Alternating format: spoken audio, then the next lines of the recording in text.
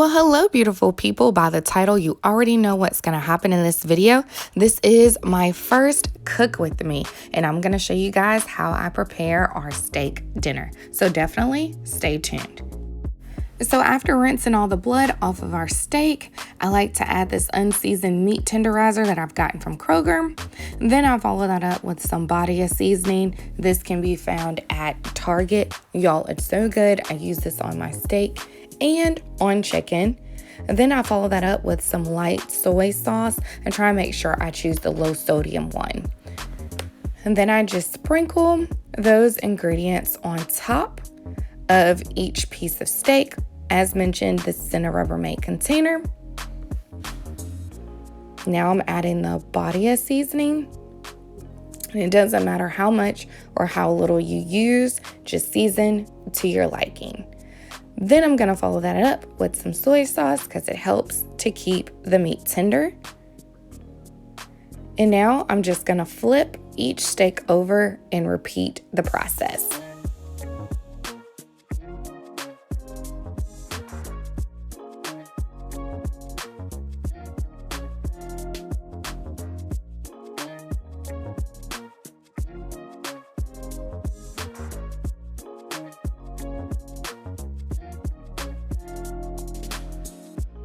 Okay, so I'm gonna go in with some fresh ground pepper. Joe loves a fresh ground pepper versus like the ground one from the grocery store. And then I forgot to add my Weber Gourmet Burger seasoning. I know it says burger, but y'all, this is so good. And I got this from our local Publix. All of my seasonings are added. I'm just adding the top to my Tupperware container, and then I'm gonna place this in the refrigerator for about 30 minutes. So while the steak is marinating in the refrigerator, I am starting on my potatoes. I bought these golden potatoes from Lidl. They were like $2.99, and I just think they are so cute. You guys can either leave them whole or you can cut them in thirds or fourths. But of course, please wash the potatoes before you start, preparing them for dinner. And so as you can see, I'm cutting them every which way. There's really no rhyme or reason, just whatever works best for you and your family.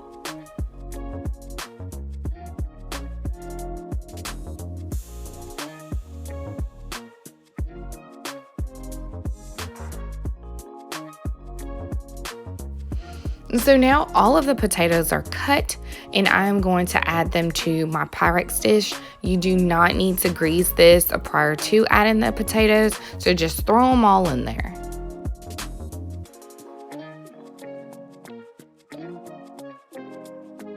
So now I have a stick of butter that I have cut in tablespoons, and I am just gonna take these little sections of butter, and I'm gonna add them on top of the potatoes in my Pyrex dish. And so I like to add this to keep the potatoes tender when they are in the oven. So you can add as much or as little butter as your heart desires. While prepping the potatoes, I have the oven preheated to 400 degrees Fahrenheit, and I have it on bake and not broil. So after the butter is added, I go in with my zesty Italian dressing. I just get the Kroger brand, and I just drizzle that all on top of the potatoes and the butter. This makes them so moist, and it has that Italian kick to it. So good.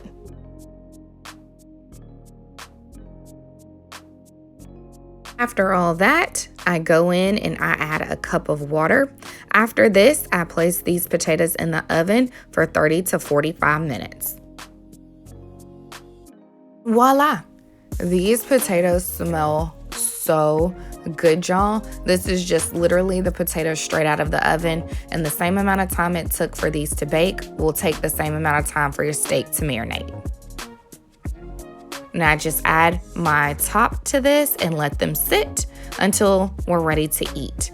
Then I go in with my broiler pan and some Pam, and I just spray the Pam on top of the broiler pan. This is in preparation for our steak.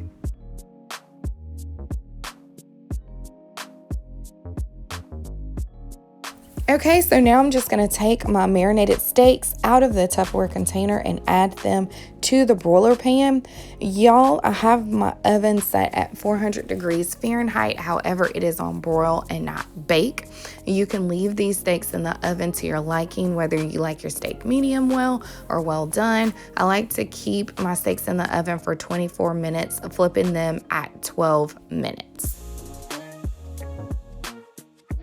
And just like that, y'all, my steaks are done. Oh my goodness, y'all, they look so juicy and so good. I'm gonna let these sit for just a minute while I prepare my second side item for the evening.